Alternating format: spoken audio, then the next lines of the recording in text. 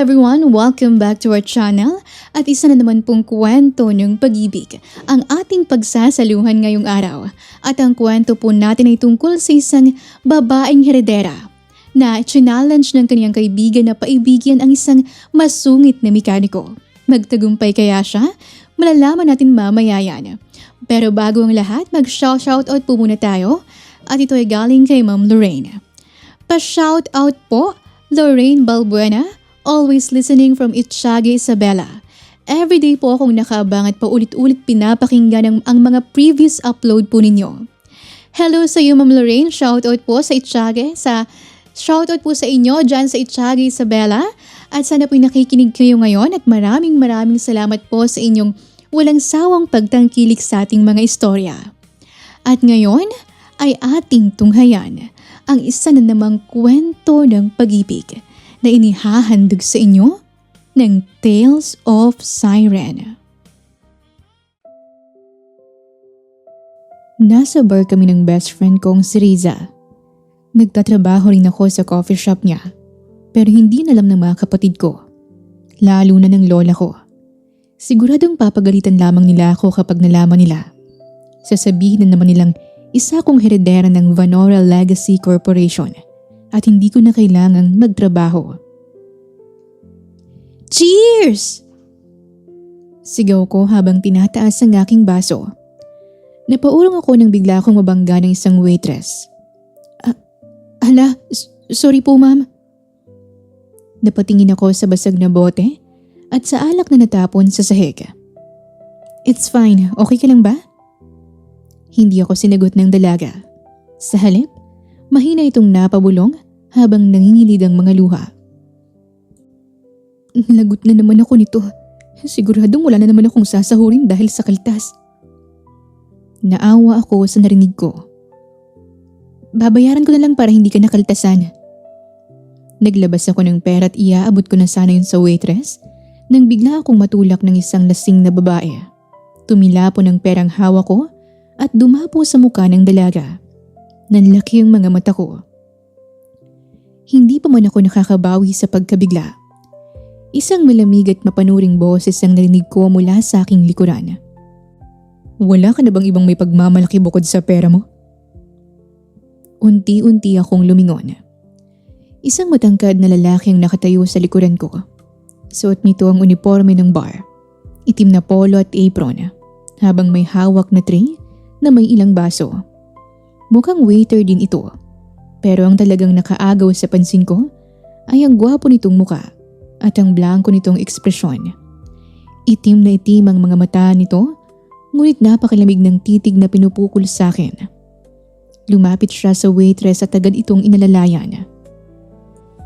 Excuse me? Yun lamang ang naiusal ko nang makabawi ako mula sa pagkagulat, pero hindi niya ako pinansin. Ayos ka lang? Tanong niya sa dalaga. Tumango ang waitress kahit halata namang naiiyak pa rin ito. Sandali lang, hindi ganun ang nangyari. Paliwanag ko. Hindi pa rin niya ako pinansin. Sa halip, pinulot niya ang perang nagkalat sa sahig at iniabot yun sa akin. Dahil mayaman ka, feeling mo pwede mo nang gamitin ang pera mo para mang-insulto ng tao. Malamig niyang sabi. Natulala ako sa sinabi niya. Napansin kong nakatingin na sa amin ang ibang mga customer. May ilan pang tumigil sa pag-inom para lang panoorin kami. Ramdam kong namumula ang mukha ko sa matinding kahihiyan. Gusto ko lang tumulong. Bakit parang kasalanan ko pa? Hindi makapaniwalang tanong ko. Talaga? Hindi yun ang nakita ko. Tumaas ang kilay ko. Mali ang iniisip mo. Bahagya siyang ngumisi. Kitang-kita ko kung paano mo inihagis ang pera sa mukha ng katrabaho ko. Natigilan ako. Hindi ko sinasadya. Nabangga ako kaya nabitawan ko ang pera. Tsaka dapat hindi ka rin nanguhusga ng tao ng walang sapat na basihan. Hindi mo rin dapat ginagamit ang pera mo para manghamak sa mga katulad naming mahirap lang. Napapikit ako habang pilit na kinukontrol ang aking ines. Hindi na ako sumagot sa halip ay tiningnan ko ang waitress. Alam mo wala akong ginawang masama sa'yo. Sabi ko rito. Pagkatapos nun ay tinalikuran ko silang dalawa at mabilis na lumabas ng bar. Agad akong hinabol ni Reza. Grabing pang-insulto ang ginawa niya sa'yo. Masisira ang image mo niyan. Inirapan ko ang kaibigan ko. Napaka-judgmental ng lalaking yun. Napangiti si Reza. Si Massimo Valdemar, matagal na siyang waiter sa bar. Kunot-no ko siyang tiningnan. So, matagal mo na siyang kilala? Girl, sinong hindi makakapansin sa gwapong lalaking yon? Halos lahat ng kababaihan sa bar nagkakagusto sa kanya. Well, except sa'yo. Sabi niya sabay kibit balikat. Muli siyang nagkwento. Naikwento ni Alan na part-time waiter lang siya sa gabi. Sa umaga, mekaniko siya sa sarili niyang talyer. Napatawa ako. Mukhang interesado ka nga sa kanya. Inalam mo talaga ang buhay niya. Napasimangot si Reza. Dati, gwapo sana kaso suplado, isnabero sa mga babae at laging seryoso. Natatawa kong tinapikang kaniyang balikat. Maglalakad na sana ako nang pigilan niya ako. May naisip akong exciting na game. Napakunot ang noo ko. What if, paibigin mo ang supladong mekanikong yun? Napailing ako. Nababaliw ka na ba? Kasasabi mo lang na hindi namamansin ng babae yun. Humalukip-kip ako. At saka ayoko, umaga pa lang ekis na. Ngumisi siya sa akin. Mas maganda nga kapag na-inlove siya sa'yo, saka mo iwan. Ganti mo na rin sa panghuhusga at pagpapahiya niya sa'yo. Napaisip naman ako. Naalala ko muli ang malamig niyang tingin at ang ginawa niyang pagpapahiya sa akin sa harap ng maraming tao. Muli na naman akong nakaramdam ng matinding inis sa lalaki. Pero, kaya mo bang paibigan ng supladong mekanikong yon? Hamon niya sa akin. Ginisihan ko siya. Of course! Walang makakatanggi sa ganda ko. Kumpiyansa kong sagot. Grabe! Sa simpleng pagtulong ni Eileen, nauwi agad sa malaking hindi pagkakaintindihan nila ni Massimo. Pero ang mas nakakagulat, game na game siyang paibigin ng supladong mekaniko. Kaya ba talaga niyang gawin yon nang hindi siya ang unang mahulog? At ano ang mangyayari kapag nagsimula na talaga ang kanilang laro? Tinitigan ko ang papel na binigay sa akin ni Reza. Ayan ang address ng talyer ni Massimo. Alam mo? Gulat kong tanong. Tumango siya. Oo, ilang kanto lang mula rito. Nagliwanag ang mukha ko. Perfect. Sabi ko sabay pitik ng aking mga daliri. Good luck! Mahirap pa namang paamuhin ng isang tigre. Ngumiti ako. Hindi ako ganun kadaling sumuko. Pagkatapos ng shift ko, nagtungo ako sa talyer. Huminto ako sa tapat ng isang maliit na talyer kung saan abala ang mga mekaniko sa kani-kanilang ginagawa. Napangiti ako. Mukhang dito na nga. Huminga ako ng malalim bago pumasok. Napalingon sa akin ng isang mekaniko. Good afternoon, ma'am. May ipapagawa po ba kayo? Ngumiti ako. Meron. Nasaan po ang sasakyan niyo? Napailing ako. Hindi sasakyan ang ipapaayos ko. Nagtaka ang mekaniko. Ha? Nakakaloko akong ngumiti. Nag-aayos ba kayo ng utak ng tao? Lalo siyang nagtaka. Tinapi ko lamang siya sa balikat bago ko nilibot ang aking tingin.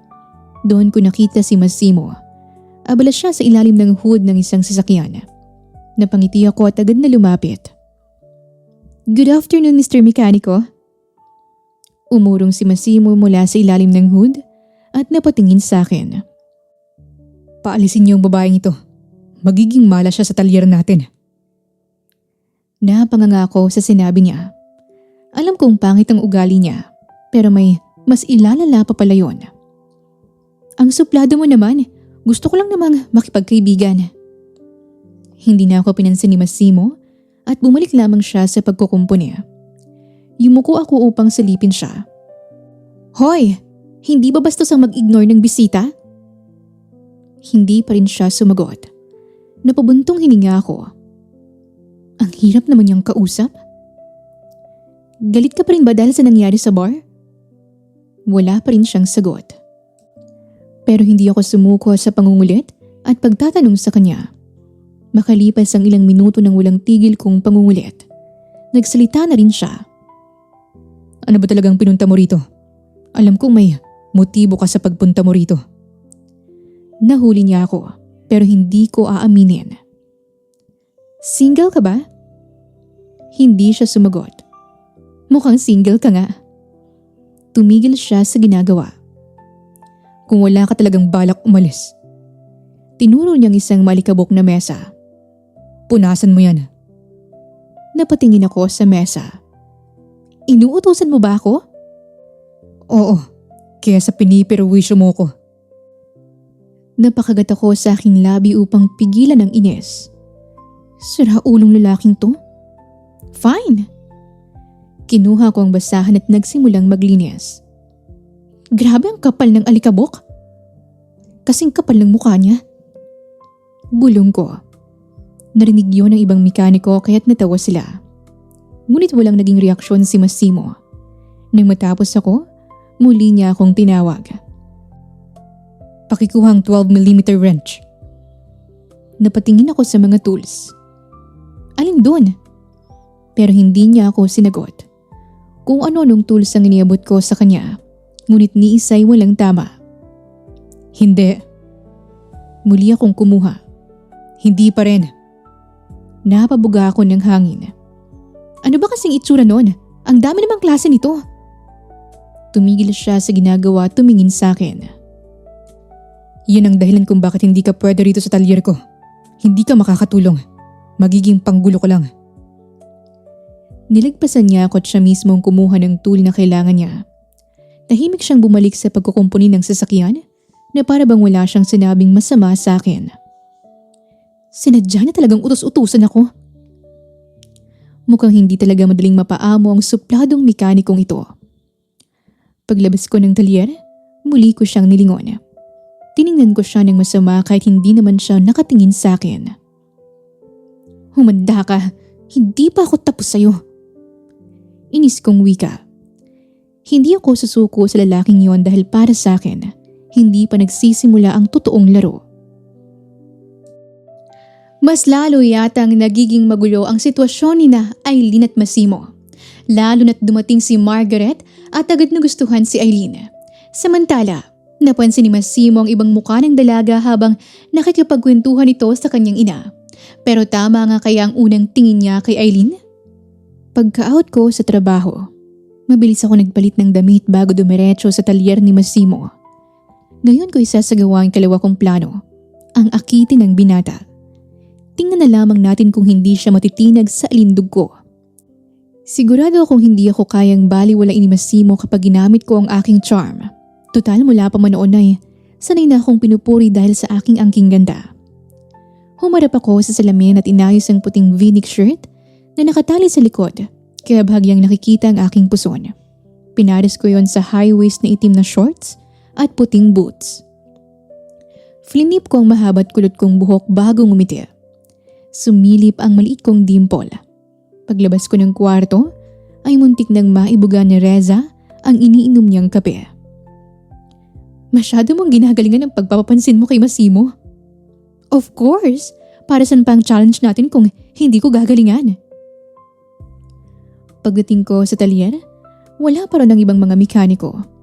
Si Massimo lamang ang naroon. Abalang nagpupunas ng mga tools habang balot ng grasa ang kaniyang mga braso.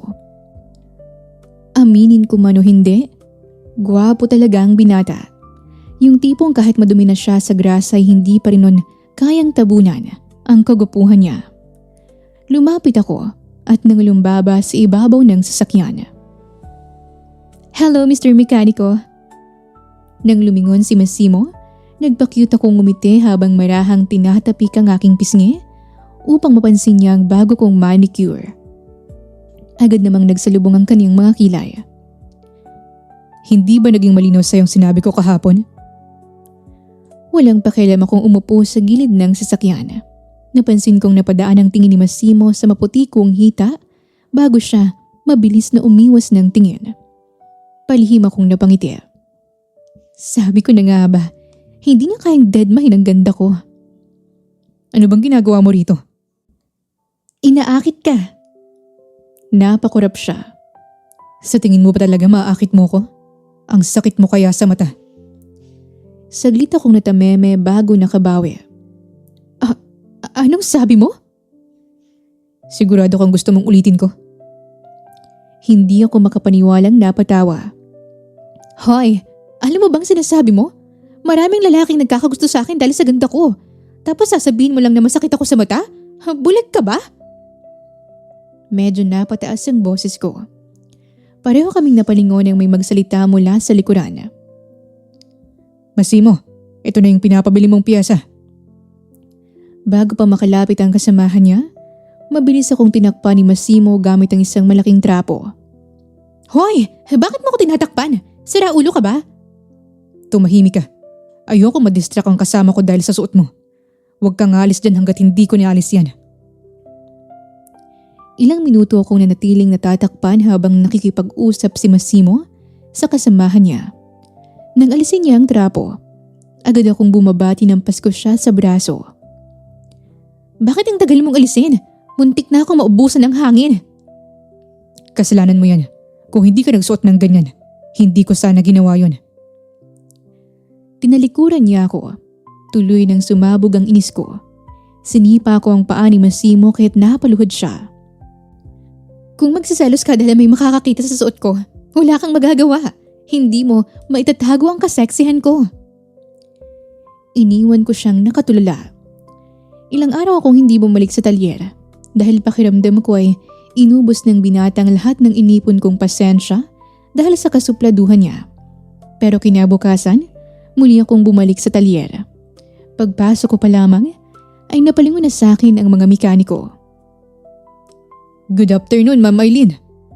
Bati ni Miko. Mukhang ngayon ka lang nagawi rito ah. Tura naman ni Nigi. Napangiti ako. Nagpamis lang ako. Lumapit ako kay Masimo. Hello, namiss mo ba ako? Hindi siya sumagot. Bagay ba sa akin itong suot ko? Yumuko ako upang silipin siya nang hindi pa rin siya sumagot. Uy, buhay ka pa ba? Maya-may lumabas si Masimo mula sa ilalim ng sasakyan. Kung wala kang ipapagawa, tumabi ka. Grabe! Ngayon na nga lang ulit tayo nagkita, nagsusuplado ka na naman. Tapos hindi mo walang pinuri yung suot ko. Nagpaganda pa naman ako para sa'yo. Wala namang magbabago sa tingin ko sa'yo. Bakit ba napakasuplado mo sa katulad kong magandang babae? Bakla ka ba? Huminto siya at malamig akong tiningnan. Sinusubukan mo bang pagkalalaki ko? Pero ang pagtatakip ni Masimo kay Eileen dahil sa suot niya, selos kaya yon o nag-a-assume lang siya? Sa kabila ng pangiinsulto nito, hindi pa rin siya sumuko sa pagpapapansin. Pero sino kaya ang unang matitinag? Sa tingin niyo, sino sa kanila? Lihim akong napangiti. Sa wakas ay nakuha ko ng atensyon ni Masimo. Ngumisi ako. Alam mo bang iniisip ng mga babae sa bar na bakla ka? Kasi napakasuplado mo. Nagsalubong ang kanyang mga kilay. Umupo ako upang magbantay ang aming mga muka. Sa totoo lang, ayokong maniwala eh. Baka kasi hindi lang sila ganun kaganda para mapansinin mo. Hindi katulad ko, pinanganak na Diyosa. Marahan kong pinaglandas ang aking daliri sa kaniyang leeg. Napansin kong napalunok si Masimo kaya lalo kong inilapit ang aking muka sa kanya.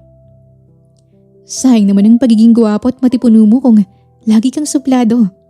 You know, gwapo ka. Maganda ako. Bagay tayong dalawa. Dahan-dahan kong binaba ang aking kamay sa kanyang dibdib. Ngunit mabilis niya yung hinawakan. Lalong tumalim ang kaniyang tingin. Hindi mo ba naisip na kaya hindi rin kita pinapansin dahil hindi rin kita nakikitang maganda? Pabalya niyang binitawan ang kamay ko bago tumayo. At bukod dyan sa pinagmamalaki mong maganda ka, ano pang mapagmamalaki mo? Yung pera ng pamilya mo? Nakakainsulto siyang ngumiti sa akin. Tigilan mo ng ginagawa mo. Walang epekto yan sa akin. Maingay ang buong bar, ngunit masama ang loob kong patuloy na umiinom ng alak. Pabagsak kong nilapag ang baso sa mesa. Buwisit na lalaking yun? Sino ba siya para insultuin ako ng ganon? Inago na Reza ang aking baso. Tama na, lasing ka na. Aabutin ko sana ulit ang alak, ngunit mabilis yung nilayo ng kaibigan ko. Tanggapin mo na lang natalo ka sa challenge. Hindi mo mapapaamo si Massimo. Kahit nahihilo'y bigla akong tumayo. Hindi pa tapos ang laban. Papatunahin kong mali siya. Saan ka pupunta? Sa talyeran niya. Napahawak sa noo si Reza. Sarado na ang talyer niya. Ngumisi ako. Di patawag mo siya. Sabihin mo kapag hindi siya dumating, sisirain kong lahat ng kotseng naron. Wala nang nagawa si Reza kundi hayaan ako. Halos pasuray-suray akong nakarating sa talyer. Sarado ang gate kahit paulit-ulit ko yung sinipa. Massimo! Lumabas ka! Naririnig mo ba ako? Galit kong sigaw. Sunod-sunod kong sinipa ang bakal na gate. Akala mo kung sino ka? Wala kang karapatang husgahan ako! Pumunta ka rito sa talyer ko ng lasing para magwala. Pasalamat ka't malalayong mga bahay dito. Dahil kung hindi, kanina ka pa kinuha ng barangay. Nilingon ko ang lalaking nagsalita. Si Massimo yon. Kahit malabo ng aking paningin, ay naaaninag ko pa rin ang gwapong ngunit seryoso niyang muka. Naglakad ako palapit sa kanya. Muntik pa akong matumba. Ngunit agad niya akong inalalayan. Bakit ka nagpapakalasing kung hindi mo naman pala kaya? Tumawa ako tsaka hinila ang kaniyang damit. Kung hindi dahil sa'yo, hindi ako maglalasing. Ang kapal ng mukha mong laitin ng pagkatao ko. Tinusok ko ang kaniyang pisngi. Pilit niya akong pinipigilan. Ngunit paulit-ulit kong iniiwas ang aking kamay at patuloy na tinutusok ang pisngi niya. Lumaki kaming magkakabatid na walang mga magulang. Bata pa lang kami nang mamatay ang parents namin sa isang car accident. Pagkatapos noon, kinuha kami ni Lola kaya kahit ayaw niya sa papa namin. Sabi ko, bago pagak na tumawa. Tahimik lamang na nakinig si Massimo sa akin. Simula noon, siya nang nagpalaki sa amin. Pero sa totoo lang, ramdam kong ayaw sa akin ni Lola. Kasi para sa kanya, isa akong rebelde at sakit lang sa ulo niya. Muli akong tumawa habang patuloy na tumutulo ang aking mga luha. Paborito niya si ate kasi matalino at masuruno rin sa kanya. Tapos ang bunso namin, spoiled niya dahil sweet at mabait. Pero kahit ganon, mahal na mahal ko pa rin ang mga kapatid ko at mahal din nila ako. Napahawak ako sa aking bibig nang maramdaman kong masusuka ako. Tama na, ihahatid na kita. Mabilis akong umiling kahit lalo akong nahilo. Hindi pwede.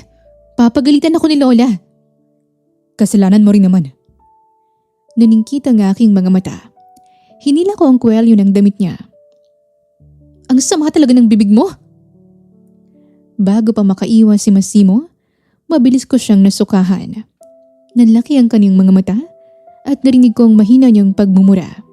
Pagkatapos nun, ay tuluyan na akong nawala ng malay sa kanyang mga bisig. Nagising ako kinabukasan dahil sa ingay na nagmumula sa labas. Napahawak ako sa aking ulo habang bumabangon mula sa loob ng isang kotse. May nakatakip na jacket sa aking katawan. Nagtaka ako nang makita ko si Sitara Christmont. Kaibigan siya ng bunso kong kapatid na si Ailis. Tumatawa si Sitara at ganoon din si Massimo. Sa hindi ko malamang dahilan, bigla akong nakaramdam ng matinding inis habang pinagmamasdan silang dalawa. Akala ni Aileen tapos na ang gabi sa isang matinding pagtatalo. Pero mas malaki pala ang naging epekto nito. Sa kalasingan, nailabas niya kay Massimo ang lihim tungkol sa kanilang pamilya. Kinabukasan, bakit naman siya nainis nang makita itong kasama si Sitara? Selos na ba ito o may ibang dahilan? Nagkatinginan kami ni Massimo. Tinasan ko siya ng kilay, pero may binulong si Sitara sa kanya. Bahagya pa siyang natawang umiling, kaya hindi ko napigilang mapairap. Ano bang binubulong ng babaeng yun para matawa siya? Parang gusto kong sumakay sa kotse at sagasaan silang dalawa para lamang paglayo sila. Muling tumawa si Massimo kahit lalo pang nadagdagan ang kakibang inis na kanina pa nag-aalab sa dibdib ko. Walang buhay akong natawa habang piniflip ang aking buhok. Marunong pala siyang tumawa, pero kapag akong kaharap niya, laging galit. Nang mapansin ako ni Sitara, nanlaki ang kaniyang mga mata.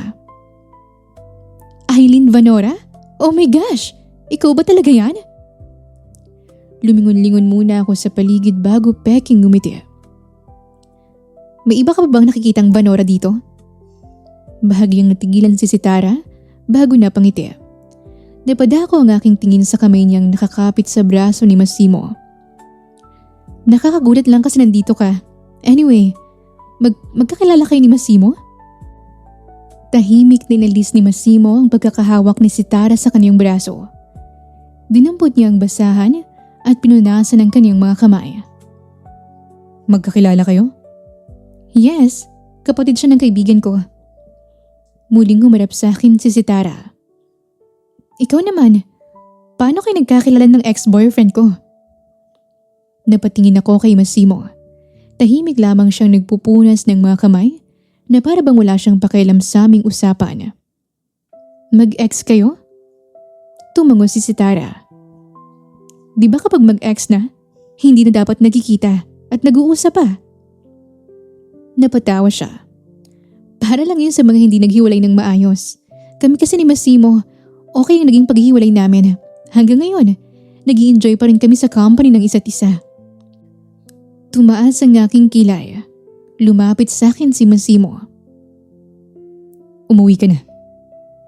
Pinaningkitan ko siya ng mga mata. Pinapauwi mo ba ako dahil nandito ang ex mo? Makaka-istorbo ba ako sa pag-enjoy niyo sa company ng isa't isa? Kumunot ang noo ni Massimo. Bago pa siya makasagot, isang hindi pamilyar na boses ang pumutol sa aming usapan. Iho! Sabay-sabay kaming napalingon.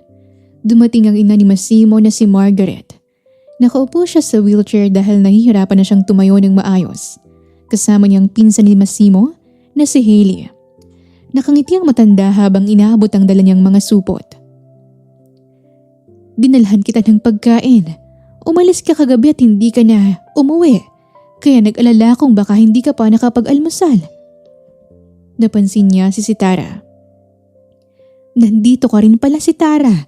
Matagal ka nang hindi dumadalaw sa bahay. Sorry po, tita. Naging busy lang itong mga nakaraang buwan. Babawi po ako. Napairap ako. Nang mapalingon sa akin si Margaret, agad akong ngumiti ng matamis. Aba, may isa ka pa palang magandang bisita, Massimo. Napakagat ako sa aking labi bago marahang sinukbit ang buhok sa likod ng aking tenga. Akmang lalapit ako sa kanya ngunit mabilis akong pinigilan ni Massimo. Ano na naman ang gagawin mo? Umuwi ka na. Pinuri ako ng mama mo. Ang bastos ko naman kung aalis agad ako. Marahan kong inalis ang pagkakahawak niya sa aking braso. Buti pa ang mama mo. Kahit may edad na malinaw pa rin ang mga mata. Ikaw, bata ka pa pero malabo na. Umiling pa ako. Nakakaawa ka naman. Bago pa makasagot si Massimo, sinadya kong tapakan ang kaniyang paa. Napangiwi siya. Ngumisi lamang ako bago dumiretso kay Margaret. Hello po, ako po si Aileen Vanora, kaibigan ni Massimo. Pakilala ko habang magalang na nakangiti. Tulungan ko na po kayong tumayo. Akmang aalalain din ni Sitara ang matanda, ngunit hinarangan ko siya at inibot sa kaniyang isang plastic bag. Hawakan mo tong plastic bag. Sabi ko. Hindi makapaniwala ang ekspresyon ni Sitara habang kinukuha yon. Matagal ko na siyang kilala kahit hindi naman talaga kami malapit sa isa't isa. Kita sa mukha niya ang pagkalito sa bigla kong pagtataray sa kanya. Nako, salamat iha. Pasensya ka na. Matanda na kasi ako kaya humihina na. Natatawang sabi sa akin ng matandang babae. Ngumiti ako habang marahan siyang inaalalayan sa paglalakad. Ayos lang po. Lahat naman ay dumaraan sa ganyang edad. Tsaka maganda pa rin po kayo. Ngayon alam ko na kung kanino na nagmana si Massimo. Napailing si Margaret at natawa. Kaso sa ugali naman bumawi. Napakasuplado. Palibhas alam niyang gwapo siya kaya ganyan ang ugali niya. Bulong ko pa. Pareho kaming napatingin kay Massimo. Natahimik lang na nakamasid sa amin. Ganyan talaga yan mula pa nung bata. Nagmana sa tatay na suplado. Akala mo laging may kaaway. Napahagikik ako. Mas mabait pa siya ngayon. Nanlaki ang aking mga mata. Ha? Mabait na pala to? Paano pa kaya kapag masama ang ugali? Hindi napigil ni Margaret ang malakas na pagtawa. Massimo, tingnan mo nga ang mga bisita mo. Mukhang malaki ang sama ng loob sa'yo. Biro niya, kaya't natawa rin ako. Napabuntong hininga si Massimo. Ma. Yun lamang ang naging sagot niya. Huwag mo ngang supladuhin itong si Eileen. Maganda na nga, masayahin pa. Parang biglang lumaki ang ulo ko, kaya taas na akong tiningnan si Massimo. Oh ha? Ano ka ngayon? Kanina pa gandang-ganda sa akin ng mama mo. Napailing na lamang si Massimo habang palihim niya kaming pinagmamasdan ng kanyang ina na masayang nagkukwentuhan. Hindi ko alam kung anong tumatakbo sa kanyang isip, ngunit parang may bahagyang nagbago sa paraan ng pagtingin niya sa akin. Mas lalo yatang nagiging magulo ang sitwasyon ni na Eileen at Massimo. Lalo na't dumating si Margaret at agad nagustuhan si Eileen. Samantala, napansin ni Massimo ang ibang mukha ng dalaga habang nakikipagkwentuhan ito sa kanyang ina. Pero tama nga kaya ang unang tingin niya kay Eileen? Ilang araw nang lumipas mula nang makilala ko ang ina ni Massimo. Halos araw-araw na akong dumaraan sa talyer. May mga araw na pumupunta lamang ako roon para manggulo, mangasar at ubusin ang pasensya niya. Noong una, halata sa kilos ni Massimo na iniisip niyang panibagong paraan ko lamang yon para inisin siya. Pero habang tumatagal, hindi na lamang siya ang kinukulit ko. Nakikipagbiroan na rin ako sa ibang mga mekaniko. Paminsan-minsan ay tinutulungan ko pa ang kanyang ina sa tuwing dumadalaw ito sa talyer. Hindi ko alam kung unti-unti na ba siyang nasasanay sa presensya ko pero sa tuwing naroon ako, hindi niya na ako paulit-ulit na pinapaalis gaya nung una. Kapag hindi ako nakadaraan ng isang araw, napapaisip ako kung napapansin ba niyang wala ako. May nagiging kulang din kaya sa paligid niya? Hindi ko alam kung bakit gusto kong malaman ang sagot. Tahimik kong pinigmamasdan si Massimo habang abala siya sa pagkukumpuni ng makina. Nangiunat niya ang kamay upang abutin ng isang tool. Mabilis ko siyang inunahan at iniabot ang tamang wrench. Saglit niya akong tiningnan bago tinanggap ang gamit. Ilang sandali pa, muli niyang iniunat ang kamay patungo sa toolbox. Kinuha ko ang socket wrench at nilagay yon sa kanyang palad. Maya-maya ay ratchet naman at pagkatapos ay screwdriver. Huminto si Massimo sa ginagawa at tuluyan akong nilingon. Paano mo nalaman kung anong kailangan ko? Napangiti ako taas noong sumagot. Pinag-aralan ko ang pangalan at gamit ng mga tools niyo. Sandali siyang natahimik. Pinapapunta ka ni mama sa birthday niya sa Sabado. Aasahan ka raw niya. Namilog ang aking mga mata sa narinig. Totoo? Sige, sabihin mo darating ako. Masaya kong sagot. Tumango siya at pinagpatuloy ang kaniyang trabaho. Hindi ko naman mapigilan ang pagngiti. Dumating ang Sabado. Simple lamang ang handaan sa bahay ni Massimo. May ilang kamag-anak, kapitbahay at malalapit na kaibigan ang dumalo. Pagkababa ko pa lamang sa sasakyan, ay sinalubong na ako ni Margaret. Aba, dumating ka! Masaya niyang bati. Napangiti ako at inabot sa kanyang maliit na paso ng namumulaklak na halaman. Happy birthday po, tita. Hindi ko pa naman paborito niyo kaya halaman na lang. Sabi nila, habang inaalagaan to, lalo tong namumulaklak. Parang kayo po. Masayang tinanggap yun ni Margaret. Nako, napaka-sweet mo talagang bata. Salamat anak, ang ganda nito. Sa halip na makihalubilo sa mga bisita, Dumiretso ako sa kusina. Naabutan ko rin si Massimo na nagluluto. Tutulong ako para mas mapabilis. Kumunot ang noo niya habang nakatingin sa akin. Hindi namin pinapakilos ang bisita. Sa labas ka na. Pero nagmatigas ako. Sinong bisita? Hindi ako bisita. Kaibigan mo ako. Hindi kita kaibigan. Hadi don't. Si tita na lang ang kaibigan ko. Di ba po tita? Tanong ko sabay lingon kay Margaret. Tumawa si Margaret. Marunong ka bang magluto? Opo, madalas din po ako magluto. Kumuha ko ng apron at sinuot yon. Tiningnan ko si Massimo na mabilis na naghihiwa ng mga ricado. Huwag kang masyadong seryoso habang nagluluto.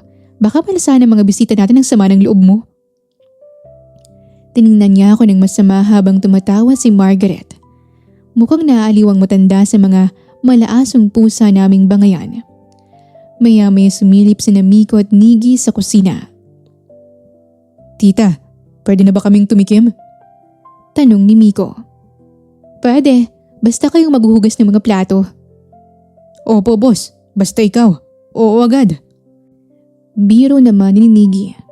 Nagtawanan kami. Napailing na lamang si Massimo habang nakikinig sa amin. Paminsan-minsan ay nahuli ko siyang nakatingin sa akin. Hindi ko alam kung anong iniisip niya, pero tila hindi na kasing lamig ng dati ang kaniyang mga mata. Habang dumarami ang mga bisita, napansin kong nahihirapan ang tumayo si Margaret upang salubungin ang mga dumarating.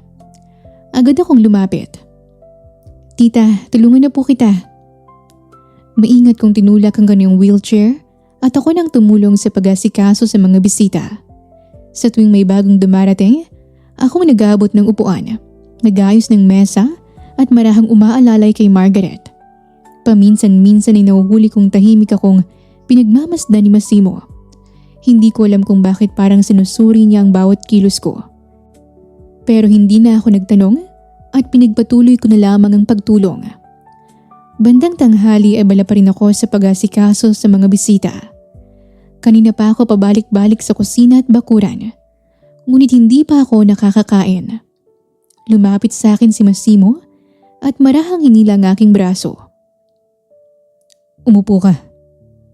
Nagtatako siyang tiningnan. Kanina ka pa kumikilos. Kumain ka muna. Hindi niya ako binigyan ng pagkakataong tumanggi. Hinila niya ang isang upuan at pinaupo ako. Pagkatapos ay kumuha siya ng plato. Nilagyan niya ng kanin at iba't ibang ulam bago iniabot sa akin. Napanganga ako sa dami ng pagkain. Para mo naman akong bibitahin sa dami ng pagkain to? Huwag ka nang magreklamo. Kumain ka na lang. Baka mas mauna ka pang himatayin bago matapos ang handaan. Napatawa ako. OA ka? Concerned ka na sa akin? Saglit niya akong tiningnan bago umiwas ng tingin. Concern ako sa sarili ko. Baka akong papagalitan ni Mama kapag nalaman niyang pinababayaan kitang magutom. Napanguso ako. Asus, kunwari ka pa. Hindi ka naman malalason kung aamin ka. Hindi nawala ang ngiti sa aking mga labi habang tahimik akong kumakain. Makalipas ang ilang sandali, lumabas ako sa bakuran upang magpahangin. Maya-may lumapit sa akin ang isa sa mga kapitbahay ni Massimo na halatang nakainom na. Ikaw pa lang sinasabi nilang magandang bisita. Bahagya akong napatras. Salamat po. Yun lamang ang nasabi ko. Ngunit hindi pa rin siya umaalis. May nobyo ka na ba? At manghahawakan niya ang aking braso nang may biglang humarang sa pagitan namin. Si Massimo, hinawakan niya ako at nilagay sa likuran niya. Madidilim ang kanyang muka. Mang Ben. Seryoso niyang tawag na may bahid ng pagbabanta. Napakamot sa ulo ang matanda. Oh, Massimo, nakikipagkwentuhan lang naman ako. Lasing na po kayo. Mas mabuti sigurong umuwi na kayo. Hindi na nangulit si Mang Ben at naglakad na palayo. Nang tuluyan siyang makalis, tsaka lamang ako nakahinga ng maluwag. Salamat. Agad akong nilingon ni Massimo. Ayos ka lang ba? May ginawa ba siya sa'yo? Sunod-sunod ang kanyang mga tanong na para bang gusto niyang makasigurong hindi ako nasaktan. Napangiti ako. Ayos lang ako. Salamat sa pagprotekta sa akin. Ilang segundo siyang natahimik bago nag-iwas ng tingin. Hindi kita pinoprotektahan. Bahagya akong napangiti. Ayokong masirang birthday ni Mama. Naiiling na lamang akong tumawa. Hindi ka talaga marunong umamin. Tinalikuran na ako ni Massimo, ngunit bago siya tuluyang makalayo, nakita ko siyang bahagyang ngumiti. Sandali lamang yon pero sapat na para hindi ko rin mapigilang mapangiti. Pakiramdam ko'y unti-unti nang bumababa ang pader na matagal niyang tinayo sa pagitan naming dalawa. Bandang hapon, isa-isa nang nagsiuwian ang mga bisita. Habang nagliligpit ako ng mga plato, lumapit si Margaret at marahang hinawakan ng aking kamay. Salamat anak sa tulong mo. Kasabay nun ay niyakap niya ako. Natigilan ako. Bigla na lamang uminit ang pakiramdam sa aking dibdib. Matagal na rin mula nang may umakap sa akin ng ganon kalambing, bukod sa mga kapatid ko. Mahigpit ko rin siyang niyakap pabalik. Sa isang iglap ay namiss ko ang mga magulang ko. Pigil ang aking mga luha habang bahagyang nakangiti. Happy birthday po ulit tita. Nung oras na para umuwi ako, si Massimo ang mismong naghatid sa akin sa labas ng bahay. Ilang sandali kaming naglakad nang walang nagsasalita hanggang sa siya ang unang bumasag sa katahimikan. Salamat sa pagpunta at sa pagtulong sa birthday ni Mama. Hindi ko napigilang mapangiti. Masaya akong makatulong. Sa pangalawang pagkakataon ay muli ko siyang nakitang ngumiti. Isang ngiting walang bahid ng pangiinsulto o ines. Kinabukasan, pagdating ko sa coffee shop, nakita ko si Reza na may sinusulat. Tumingin siya sa akin. Bakit nakangiti ka? Napahawak ako sa aking pisngi. Nakangiti ba ako? Natawa siya. Oo, may nangyari ba kahapon? Hindi ako agad nakasagot. Pumasok sa isip ko ang mga nangyari sa birthday ni Margaret. Ang pag-alok sa akin ni Massimo ng pagkain, ang pagprotekta niya sa akin, at ang ngiting binigay niya bago ako umuwi. Hindi ko na malayang napangiti na naman ako. Eileen. Tiningnan ko ang aking kaibigan. Huwag mong sabihin. Bahagya siyang ngumisi. Ikaw ang unang nahuhulog. Hindi ako nakasagot. Ano nga ba talagang nararamdaman ko? Challenge pa rin ba ito? O iba na? Sa birthday ni Margaret, unti-unting nakita ni Massimo ang ibang bahagi ni Eileen. Pero pati si Eileen, tila naapektuhan na rin sa pag-aalaga at pagprotekta ni Massimo. Lalo na nang mapansin ni Reza ang ngiti niya. Challenge pa rin ba ito? O may nararamdaman na talaga siya para kay Massimo? Lumipas ang mga araw hanggang sa naging mga buwan at hindi ko man lang yun namalayan. Sa pagdaan ng panahon, unti-unti kaming napalapit ni Massimo sa isa't isa. Madalas pa rin kaming nagtatalo at nagbabangayan. Ngunit sa likod ng bawat asaran ay may damdaming unti-unting namumuo sa puso ko. Sa paraan ng pagtingin niya sa akin, pakiramdam ko ay may nararamdaman din siyang hindi niya kayang sabihin. Ngunit saan nga ba kami dadalhin ng pag-ibig na kusang umusbong sa pagitan naming dalawa? Tahimik kaming naglalakad ni Massimo sa gilid ng ilog matapos naming maglibot sa night market. Tanging ang malamig na hangin at refleksyon ng mga ilaw sa tubig ang kasama namin. Huminto si Massimo sa paglalakad. Naalala mo ba nung una tayong nagkita? Tanong niya. Napatawa ako. Paano ko makakalimutan? Ikaw ang unang lalaking nagsabing pera lang ang mapagmamalaki ko. Natawa rin siya. Kung pwede ko lang bawiin yun, matagal ko nang ginawa. Unti-unti siyang humarap sa akin. Mali ako. Habang mas nakikilala kita, mas nakikita ko kung gaano kaganda ang puso mo. Nakita ko ang kaba sa mukha niya habang nagsasalita. Hindi ko na malayang ikaw na pala ang unang taong hinahanap ko araw-araw. Marahan niyang hinawakan ng aking kamay. Mahal na kita, Aileen. Nangilid ang aking mga luha. Huminga ako ng malalim dahil alam kong kailangan ko munang sabihin sa kanya ang katotohanan. Pero may kailangan akong aminin. Nung una kitang nilapitan, may challenge kami ni Reza. Gusto kitang mapaibig bilang ganti sa ginawa mo sa akin nun sa bar. Saglit na natahimik si Massimo. Pero habang tumatagal, nakalimutan ko na yung challenge. Lahat ng ginawa ko at nararamdaman ko ngayon ay puro totoo. Hindi kasi nungalingan ang nararamdaman ko para sa'yo. Ilang segundo niya akong tinitigan bago siya bahagyang ngumiti at marahang pinitik ang aking noo. Tingin mo ba talaga? Tanga ako para hindi ko mahalata ang bigla mong paglapit sa akin? Kaya nga pinahirapan kita noon. Nanlaki ang aking mga mata. Hindi ka galit? Hindi. Dahil alam kong totoo ang nararamdaman mo sa akin. Nakangiti niyang sagot. Unti-unting sumilay ang matamis na ngiti sa aking mga labi. Mahal din kita, Massimo. Sakto namang sumabog ang makukulay na fireworks sa kalangitan. Magkahawak ang aming mga kamay habang unti-unti naming inilalapit ang aming mga mukha sa isa't isa. Sa ilalim ng makukulay na ilaw sa langit, tuluyan naming sinelyuhan sa isang halik ang bagong yugto ng aming pagmamahalan. Nakangiti kong pinagmamasdan ng boyfriend ko habang naghayos siya ng sasakyan. Dalawa lamang kaming naroon sa talyer dahil day off ni Nigi at Miko.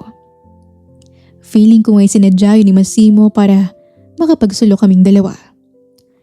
Nang tumingin siya sa akin, nagulat ako nang bigla niya akong halikan. Nang makabawi, namumula akong umiwas ng tingin. Tinawanan ako ni Massimo kaya masama ko siyang tiningnan. Anong nakakatawa ha? Tanong ko habang pinaghahampa siya. Natatawang hinawakan ni Massimo ang aking mga kamay, tsaka ako niyakap. Kasi naman, kung kailan naging girlfriend na kita, tsaka ka naging mahiyain. Hinalikan niya ang aking ilong, kaya napangiti na rin akong yumakap sa kanya. Akala ko kung sinong malalaking langgam ang naghaharutan sa tirik ng araw. Kayong dalawa lang pala. Napatingin kami kay Sitara na nakangising pinagmamasdan kami. Mabilis akong lumayo kay Massimo. Anong ginagawa mo rito? Natawa si Sitara. Wait, naiinis ka ba dahil naistorbo ko ang paglalambingan yung dalawa? Sitara. Okay. Bala ko sanang magpatingin ng kotse ko, pero wrong timing pala ako. Sabi niya sabay tingin sa akin ng nakakaloko. Okay, lovebirds, may iwan ko na kayo. Babalik na lang ako sa ibang araw. Mabilis kong sinundan si Sitara. Pasakay na siya sa kanyang kotse nang isara ko ang pinto bago siya pumasok. Mag-usap tayo. So, ngayon gusto mo nang makipag-usap sa akin. Samantalang dati, para kang asong handang dakmain ng cute na pusang tulad ko. Pinagkrus niya ang dalawang braso sa kanyang dibdib. But I understand, kasi nagsiselos ka sa akin noon. But I want to clear my name. Matagal na kaming tapos ni Massimo. We both decided na putulin ang relasyon namin at maging magkaibigan na lang. So hindi mo kailangan magselos, okay? Wala akong planong agawin siya sa'yo. Tumangutango lang ako. Alam kong hindi mo siya maaagaw sa akin. Sabi ko, tumaas ang kilay ni Sitara. You think so? Bakit naman? Curious niyang tanong. Kasi mas maganda ako sa'yo. Wala ka pa sa kalingkingan ko. Pangaasar ko. Inis na napairap si Sitara dahil sa sinabi ko. My gosh, Aileen. Buti na lang hindi namanan ni Ailis ang kayabangan mo. Tabi, bago ko makalimutan kapatid ka ng kaibigan ko at sagasaan kita. Natatawa ko siyang pinigilan sa pagsakay ng kanyang kotse. Wait, gusto ko rin sanang pakiusap sa'yo na huwag mong sasabihin kay Ailis ang tungkol sa amin ni Massimo. Umikot ang kaniyang mga mata. Pagkatapos mo akong laitin, ngayon nakikiusap ka? Inis niyang tanong. And please, hindi ako chismosa. Kaibigan ko ang kapatid mo. Pero wala akong pakialam sa personal mong buhay. Kaya tumabi ka na, Miss Aileen Vanora. Pagkaalis ni Sitara, natatawa akong bumalik sa talyera. Nagbago ang lahat para kina Aileen at Massimo. Mula sa challenge, nauwi ito sa totoong pagmamahalan. Pero hindi mawala ang kulit ni Aileen, lalo na sa pakikipag-asaran niya kay Sitara. Ngayong kailangan nilang itago ang relasyon nila. Sino kaya ang unang makakahalata na may namamagitan sa dalawa? Lumipas ang mga araw at naging masaya ang pagsasama namin ni Massimo. Sinabi ko na rin kay Reza na kami na ng binata at ititigil ko na ang challenge. Naintindihan naman yun ng kaibigan ko at naging masaya siya para sa aming dalawa. Masaya akong umuwi sa bahay, ngunit pagpasok ko pa lamang sa sala ay nadatnan ko na roon sina Eleanor at Ayla. Nang makita ako ng aking lola, agad siyang tumayo at lumapit. Lola. Tumabingi ang aking muka sa lakas ng sampal niya. Mabilis na pumagitna si Ayla sa amin. Lola, huminahon lang po kayo. Nagngingit-ngit sa galit si Eleanor. Akala mo ba hindi ko malalamang nakikipagrelasyon ka sa isang mahirap? Natigilan ako. Hindi ko alam kung paano nalaman ng aking lola ang relasyon namin ni Massimo. Ginagaya mo si Ailis. Nag-asawa rin ng mahirap. Bakit ba napakabobo niyong magdesisyon sa buhay? Mariin akong napalunok. Masaya po ang buhay ngayon ni Ailis. Hinawakan ni Eleanor ang aking baba. Huwag mo akong sagutin. Buti na lang nagsabi sa akin ng kaibigan mong si Reza. Nanlaki ang aking mga mata. Hindi ko akalaing si Reza pa ang magsasabi sa lola ko. Sa lahat ng katigasan ng ulong ginawa mo, ito ang hindi ko mapapalampas. Hiwalayan mo ang lalaking yun ngayon din. Diretso akong tumingin sa kanyang mga mata. Hindi ko po siya hihiwalayan. Mahal ko siya at ipaglalaban ko siya. Lalong tumalim ang tingin ni Eleanor. Tonta! Gagayahan mo rin ba ang kapatid mong tanga? Gagawin ko rin ba sa'yo ang ginawa ko sa kanya, ha? Matipid akong ngumiti. Hindi na po kailangan. Aalis na ako sa bahay na to. Hindi ko kailangan ng yaman niyo. Siguro po, puro katigasan ng ulo lang ang nakikita niyo sa akin. Pero lumaki akong marunong tumayo sa sarili kong mga paa. Namula sa galit si Eleanor. Akala mo ba umiikot lang ang buhay sa pagmamahal? Kapag wala ka ng pera at naghihirap ka na, walang silbi ang pagmamahal. Umiiyak akong tumango. Napatunayan na po ni Ailis na mali kayo. At ngayon, ako naman ang magpapatunay. Hindi na ako lumingon pa at tuluyan ang umalis. Aileen! Huminto ako at nilingon ang aking ate. Ate, kung pipigilan mo ako, please, wag na. Buo na ang desisyon ko. Pinunasan niya ang aking mga luha. Stupid. Bakit naman kita pipigilan? Malaki ka na. Kaya mo nang magdesisyon para sa sarili mo. Napangiti ako kahit umiiyak. Marahang inaplos ni Ayla ang aking buhok. Parang kailan lang, ikaw at si Ailis ay mga batang nakasunod lang sa akin. Ngayon, pareho na kayong tumatahak sa sarili niyong landas. Muling bumuhos ang aking mga luha. Simula nang mawala ang mga magulang namin, si Ayla nang naging pangalawang ina naming magkapatid. Mahigpit ko siyang niyakap. Maging masaya ka at dumaan ka rin kay Ailis. Nag-aalala na rin yun sa'yo. Tumango ako. Salamat, ate. Dumiretso ako sa bahay ni Ailis at doon muna pansamantalang tumuloy. Gusto ko sanang mangupahan, ngunit hindi ako pinayagan ng aking kapatid. Ilang araw na rin akong hindi nagpupunta sa talyer. Hindi ako nagpapakita kay Massimo. Miss na miss ko na siya. Pero ayokong madami pa siya sa problema ko. Ngayon ay nakatambay ako sa bakery shop at masama kaming nagtititigan ni Sitara. Dumalaw siya sa kapatid ko at nakita niya ako ron. So, may boyfriend ka na pala ate. Hindi mo man lang sinabi sa amin. Sabi ni Ailis. Naputo lang masamang titigan namin ni Sitara. Plano ko namang sabihin, hindi lang agad. Napairap si Sitara. How about Massimo? Tawag siya ng tawag sa akin kung alam ko raw kung nasan ka.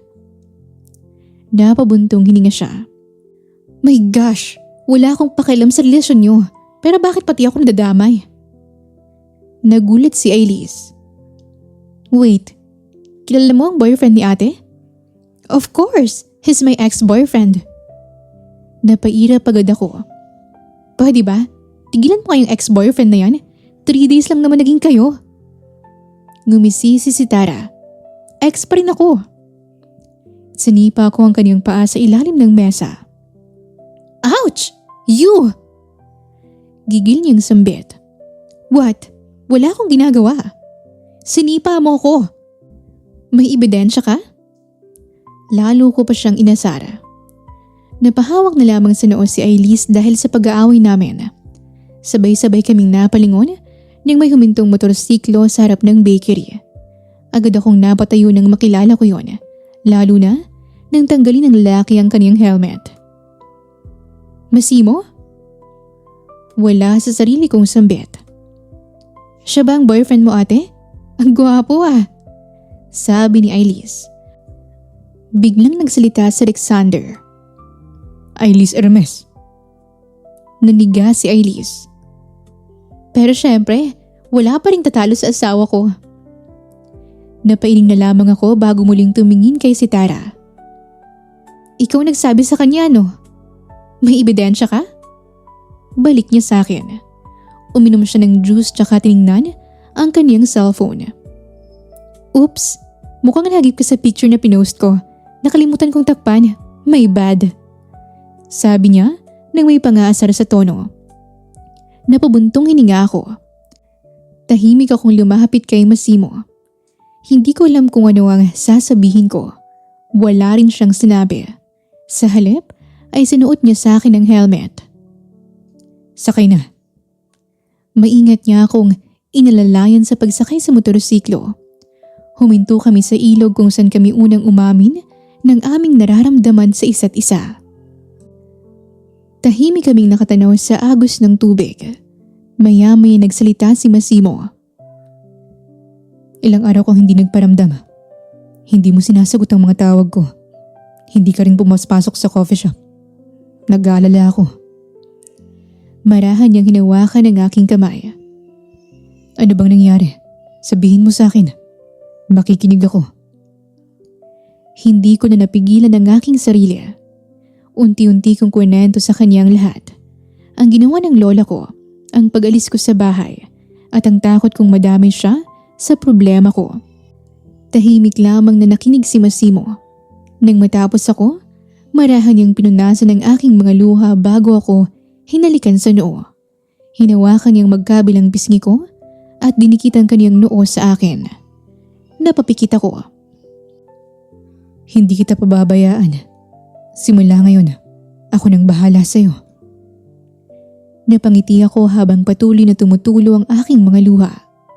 Marahan akong tumango pero hindi pa rin mapalagay ang aking isipan. Ngayong tinakwil na ako ng aking sariling lola. Anong kapalaran nga bang naghihintay sa amin ni Massimo? Pinili ni Aileen ang pagmamahal kahit kapalit nito ang pag-alis niya sa kanilang tahanan. Pero hindi siya hinayaang mag-isa ni Massimo. Ngayong alam na nito ang problema ni Aileen at nangakong hindi siya pababayaan. Magiging sapat kaya ang pagmamahalan nila para malampasan ang mga pagsubok na naghihintay sa kanila? Masaya akong bumangon mula sa pagkakahiga. Ilang linggo na rin akong nakatira sa bahay ni Massimo. Nung unay alangan pa ako dahil nahihiya ako kay Margaret. Pero siya mismo ang pumilit sa akin na tumira kasama nila. Masaya akong kasama sila, lalo na sa paraan ng pag-aalaga sa akin ni Massimo. Paglabas ko ng kwarto, ay dumiretso ako sa kusina. Doon ko nakita ang gwapo kong boyfriend na naka-apron habang nagluluto. Nakangiti akong lumapit at niyakap siya. Good morning sa gwapo kong boyfriend. Humarap siya sa akin. Nagulat pa ako nang bigla niya akong halikan sa mga labi. Ganyan ang tamang pagbati ng good morning.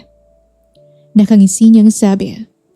Namumula ko siyang hinampas, pero hinawakan niya ang aking kamay, tsaka ako muling hinalikan. Pagkatapos naming kumain, ay pumunta na kami sa talyer. Tahimik na nagpupuna si Massimo sa hood ng sasakyan matapos niyang ikabit ang bagong piyesa. Kinuha ko ang timba at basahan, tsaka sinimulang punasan ang kabilang bahagi ng kotse. Saglit akong sinulyapan ni Massimo. Lihim akong umisi nang may maisip na kalokohan. Marahan kong sinawsaw ang basahan sa tubig, tsaka pinigayon sa braso niya. Napaatras si Massimo. Eileen! Pilit niyang pinananatiling seryoso ang kanyang boses. Pero halata namang pinipigilan niya ang pagngiti. Tumawa ako. Oops! Kinuha ni Massimo ang hose at tinapat yun sa akin. Massimo! Humalakhak ako habang tumatakbo palayo. Hinabol niya ako sa buong talyer. Cheater ka! Bakit hose ang gamit mo? Natatawa kong reklamo. Ikaw ang nauna. Nang mahuli ako ni Massimo, kinarga niya ako na parang isang sako. Massimo, ibaba mo ako! Natatawa kong sigaw. Umiling lamang siya tsaka ako inikot kaya lalo akong natawa. Nahihilo na ako! Pareho kaming napahiga sa semento. Nagkatitigan kami at sabay na napangiti. Marahang inawi ni Massimo ang ilang himla ng buhok na dumidikit sa aking pisngi. Ang kulit mo talaga. Napangiti ako. Parang tumigil ang oras para sa aming dalawa nang magdikit ang aming mga labi. Isang halik na puno ng pagmamahal namin sa isa't isa. Kinagabihan ay nagpresinta akong magluto ng aming hapunan. Ngunit habang nagluluto, unti-unting lumabo ang aking paningin. Pinilig ko ang aking ulo, ngunit may naramdaman akong tumutulo mula sa aking ilong. Nang hawakan ko yun, nanlaki ang aking mga mata nang makitang dugo ang dumikit sa aking daliri. Eileen, okay ka lang ba? Bago pa ako makapagsalita, ay tuluyan na akong nawalan ng malay. Hindi ko na alam ang sumunod na nangyari. Mabilis pala akong isinugod ni Massimo sa ospital. Hindi siya mapakali habang naghihintay na lumabas ang doktor mula sa silid. Maya-may bumukas ang pinto at agad niyang nilapitan ang doktor. Dok, kumusta na po ang girlfriend ko? Kinakabahan niyang tanong. Wala naman kaming nakitang seryosong problema sa mga pagsusuri. Mukhang na-trigger ang pagdurugo dahil sa sobrang pagod, kulang sa pahinga at stress. Kailangan lang niyang magpahinga at kumain ng maayos. Kapag naulit ito o lumala, bumalik agad kayo para sa karagdagang pagsusuri. Pagkalis ng doktor ay dumating sina Eleanor at Ayla. Anong ginawa mo sa apo ko? Galit na sigaw ng aking lola kay Massimo. Sabi ko nang hindi ka makakabuti para sa apo ko. Wala kang kwentang lalaki. Hindi mo kayang alagaan ang apo ko. Paulit-ulit niyang hinampas si Massimo. Hindi lumaban ang binata. Tahimik niyang hinayaan ang lahat ng paninisi ng matanda. Lola, wala po siyang kasalanan. Tumigil ka, Ayla. Huwag mong ipagtanggol ang dukhang yan. Kung inalagahan niya ng maayos ang kapatid mo, wala sana siya ngayon sa ospital. Muli niyang hinarap si Massimo. Layuan mo ang apo ko. Kapag ikaw ang kasama niya, maghihirap lang siya. Unti-unti akong nagkamalay. Pagmulat ko ng mga mata, ay agad kong napansin na nasa ospital ako. Bumukas ang pinto. Akala ko'y si Massimo ang pumasok. Ngunit nagkamali ako. Anong ginagawa mo rito? Galit kong tanong kay Reza. Umiti lamang siya na para bang wala siyang ginawang kasalanan. Dinadalaw ang kaibigan ko. Masama ba yun? Huwag mo akong patawanin, Reza. Pagkatapos mo akong traidorin, natatawag mo pa ang sarili mong kaibigan ko? Mahina siyang natawa. Kayo kasi ni Massimo, ang bilis niyong ma-inlove sa isa't isa. Nawala tuloy ang thrill. Pero alam mo bang, may nakakatawa akong nalaman? Napakunot ang aking noo. Napangisi si Reza habang inaayos ang mga bulaklak na dala niya. Pinalayo na ng lola mo si Massimo sa'yo. At sa tingin ko, nakonsensya rin siya sa nangyari sa'yo. Diretso niya akong tiningnan. Ano nang gagawin mo ngayong Leon ka na ng lalaking pinakamamahal mo? Hindi ko pinaniwalaan ang sinabi niya. Ngunit lumipas ang ilang araw na hindi pa rin nagpapakita si Massimo. Napatingin ako sa pinto ng bumukas yun. Pumasok si Sitara kasama si Elise. Nabuhayin ako ng loob nang makita ko si Sitara. Sitara, please. Papuntahin mo naman si Massimo rito. Hindi niya pa ako dinadalaw. Naiiyak kong pakiusap. Malungkot niya akong tiningnan bago iniabot sa akin ng isang papel. Pinapabigay niya yan. Nanginginig ang aking mga kamay nang kunin at basahin ko ang sulat. Nakikipaghiwalay na si Massimo sa akin. Ibinenta na niya ang pwesto ng talyer. Lumipat na rin sila ng bahay. Parang gumuho ang buong mundo ko sa narinig. Alam mo ba kung saan sila lumipat? Umiling si Sitara. Hindi niya sinabi, I'm sorry. Wala na akong nagawa kundi umiyak ng umiyak habang mahigpit akong niyayakap ni Elise. Umiyak din siya dahil nasa awa sa akin. Nang muli kaming magharap ng aking lola, matatag kong sinalubong ang kaniyang titig. Anong sabi mo? Hindi ka pa rin uuwi sa bahay? Hindi na magbabagong desisyon ko. Hindi na ako babalik. Iniwan ka na nga ng dukhang lalaking yon. Kahit iniwan niya ako, hindi pa rin ako babalik. Bakit ba ang tigas ng ulo mo? Hindi matigas ang ulo ko, Lola. Hindi niyo na lang talaga ako kilala. Mataas na boses kong sagot. Napatahimik si Eleanor. Simula bata pa ako. Si Ate Ay lang masunurin. Si Elise ang paborito niyo. Ako ang pasaway. Tapos na may taong unang nakakita kung sino talaga ako at minahal ako. Kayo pang naglayo sa amin. Tuluyan na akong napaiyak. Miss na miss ko na si Massimo. Pero wala akong magawa upang makita siya. Hindi siya nababagay sa'yo. Isa lang siyang dukha. Walang status ang pag-ibig, Lola. Katulad ni Mama. Mas pinili niyang lalaking mahal niya kaysa sa yaman dahil dun siya magiging masaya. Tumigas ang mukha ni Eleanor. Sa dami ng pwede ninyong mahanahin sa ina niyo, ang pagiging tanga pa sa pag-ibig. Hindi katangahan ang tawag doon, kundi pag-ibig. Saglit na natahimik ang aking lola bago siya muling nagsalita.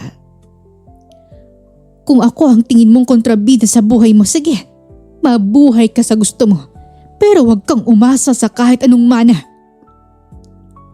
Kahit matigas ang kanyang boses, nababanahag ko ang sakit sa kanyang mga mata. Tumalikod siya at lumabas ng silid habang patuloy akong umiiyak. Isang simpleng gabi ang nauwi sa pag-aalala nang biglang mawala ng malay si Eileen. At mas masakit pa rito, iniwan siya ni Massimo ng walang paliwanag. Ngayon, pati mana niya ay pinagkait ng kanyang lola. Paano niya haharapin ang lahat nang wala si Massimo? Makakaya pa kaya niya? 5 buwan ang lumipas mula nang iwan ako ni Massimo. 5 buwan na rin mula nang huli ko siyang makita. Hindi ako bumalik sa bahay ng aking lola. Sa tulong ni Sitara, nakahanap ako ng trabaho at nakapagsimulang mamuhay sa sarili kong apartment. Maayos na rin ang aking kalusugan at hindi na naulit ang pagdurugo ng aking ilong. Sa paningin ng ibang tao, nakabangon na ako.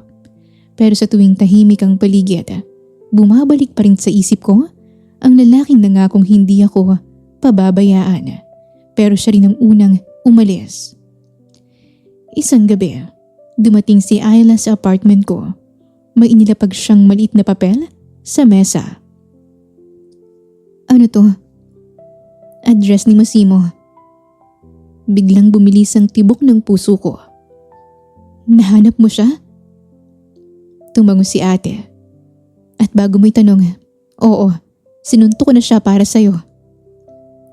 Hindi ko alam kung matatawa ako o maiiyak. Hindi ko siya pinagtatanggol. Mali ang ginawa niya. Pero may karapatan kang marinig ang paliwanag niya ng harapan, hindi sa isang sulat. Tinitigan ko ang papel. Paano kung ayoko? Di wag kang pumunta. Ikaw ang magdidesisyon, Eileen. Hindi si Lola, hindi si Massimo, at lalong hindi ako. Iniwan niya sa harapan ko ang papel. Nang gabing yon, ilang oras kong pinagmasdan ang nakasulat na address. Kinabukasan nagpunta ako roon. Hindi yun bahay o talyer. Yun ang ilog kung saan kami unang umamin ng aming pagmamahal sa isa't isa. Nakatayo si Massimo sa tabi ng tubig. Mas mahaba na ng konti ang kanyang buhok at tila mas pumayat siya.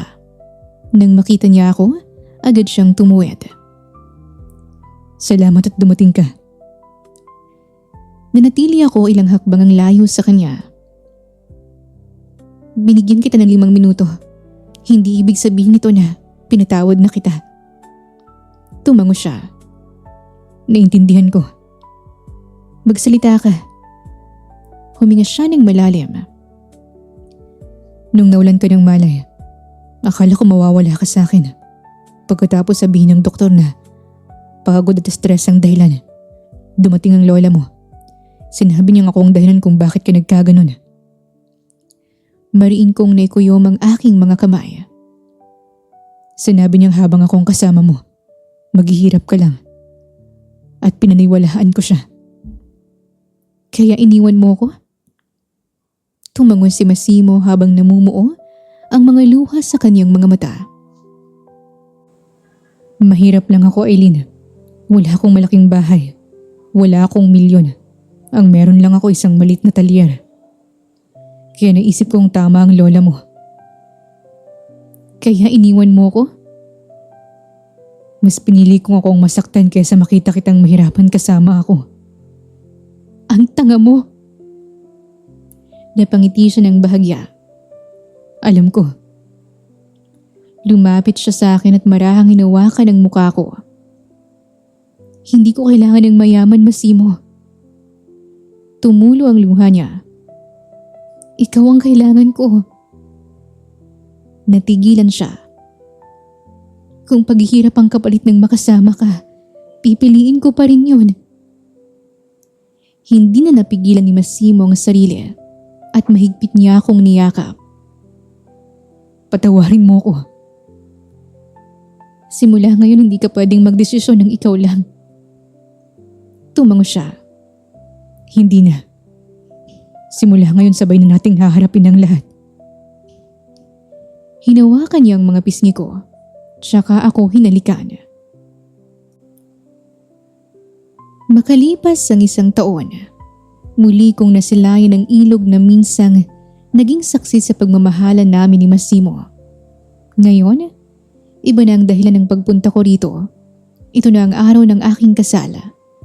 Nakasuot ako ng simpleng puting bestida habang dahan-dahang naglalakad. Nakangiting sinalubong ako ni na Ayla at Ailis na siyang maghahatid sa akin patungo sa lalaking mahal ko. Sa unahan ay naghihintay si Massimo. Halatang kinakabahan siya, ngunit hindi malis ang ngiti sa kanyang mga labi. Naroon din si Sitara na panayang pagkuha ng litrato sa akin, ang umiiyak kong tita Margaret at ang iba pa naming mga kaibigan. Napatingin ako sa bakanting upuang inilaan para sana kay Lola Eleanor. Ngunit katulad ng ginawa niya noon, hindi rin siya dumalo sa aking kasal. Inaasahan ko na yon, pero hindi ko pa rin naiwasang malungkot. Huminga ako ng malalim at pinagpatuloy ang paglalakad. Nang huminto ako sa harap ni Massimo, agad niyang iniabot ang kaniyang kamay. Mas lalo kang gumanda sa suot mo ngayon. Mukhang totoo nga ang sinabi mong pinanganak kang Diyosa. Napailing ako habang natatawa. Kaya maswerte ka sa Diyosang to. Sabi ko habang inabot ang kaniyang kamay. Kaya nga hindi na kita pakakawalan. Pareho kaming napangiti. Matapos ang maikling seremonya, isinuot namin ang aming mga singsing sa isa't isa. Maaari mo nang halikan ang iyong asawa. Marahang hinawakan ni Massimo ang aking pisngi bago niya ako hinalikan. Kasabay noon ang masigabong palakpakan ng aming mga bisita. Doon nagsimula ang aming pagmamahalan. Doon din namin piniling magsimulang muli. Akala ko noon, mananalo ako kapag napaibig ko ang supladong mekaniko. Ngunit, natutunan kong hindi pala tungkol sa panalo ang pag-ibig. Hindi ito laro, hamon o patunay kung sino ang unang mahuhulog. Ang tunay na pag-ibig ay ang pagpili sa isa't isa araw-araw. Sa gitna ng saya, takot, pagkakamali at hirap. Sa huli, hindi na kami isang herdera at isang dukhang mekaniko. Dalawang pusong pantay na nagmamahal ang sabay na humarap sa panibagong buhay. Magkahawa kamay at handang lumaban sa anumang pagsubok. At sa pagkakataong yon, alam kong hindi na kailangang maging perpekto ang aming kwento para magkaroon kami ng masayang wakas. Kailangan lamang naming piliin ang isa't isa, araw-araw at habang buhay. Wakas. Nasa isang tindahan ng mga laruan sa loob ng mall si Ayla Vanora, tahimik na pinagmamasdan ng iba't ibang manika sa istante. Hindi niya napigilang mapangiti ng maalala ang dalawa niyang nakababatang kapatid na sina Ailis at Aileen. Nung mga bata pa ang mga ito, halos araw-araw ay kinukulit siya ng mga ito na ibili sila ng mga manika. Ngayon, pareho na silang may sarili ng pamilya. Biglang tumunog ang cellphone niya. Agad niya itong sinagot. Ma'am Vanora, dumating na po ang mga dokumentong kailangan yung pirmahan. May biglaan din po kayong meeting na kailangan yung i-attend mamayang alas 4. Sige, papunta na ako sa opisina. At tawagan mo rin si Mrs. Esco. Tanungin mo kung anong desisyon niya sa proposal ko. Sabihin mong hindi ako maghihintay ng matagal. Noted po, ma'am.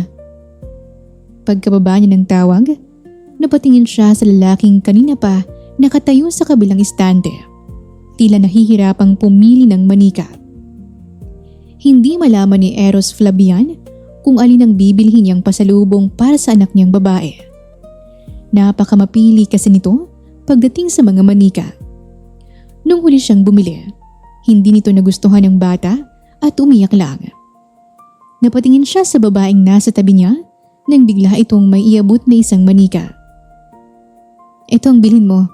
Sigurado akong magugustuhan ito ng kapatid mo. Pagkasabi nun, ay tuluyang tumalikod ang babae at naglakad palayo. Napatingin si Eros sa manikang hawak niya at bahagyang natawa.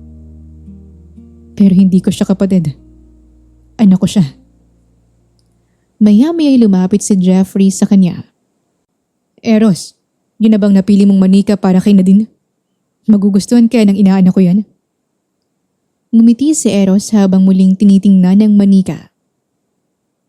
Naniniwala ako sa sinabi niya. Pakiramdam ko, magugustuhan to ng anak ko. Pagkatapos nun, ay nagtungo na silang dalawa sa counter upang magbayad. Abangan ang kwento ng pag-ibig ni Ayla Vanora.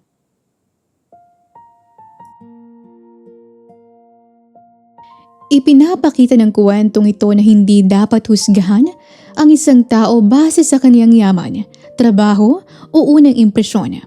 Tulad ni Aileen at Massimo, napatunayan nilang mali agad na manghusga dahil may mga bagay na hindi nakikita sa unang tingin.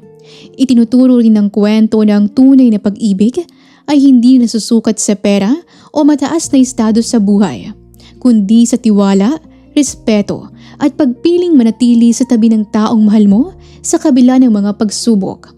Ipinapaalala rin ito na ang pagmamahal ay nangangailangan ng pag-unawa, pagpapatawad at lakas ng loob na ipaglaban ang tamang tao.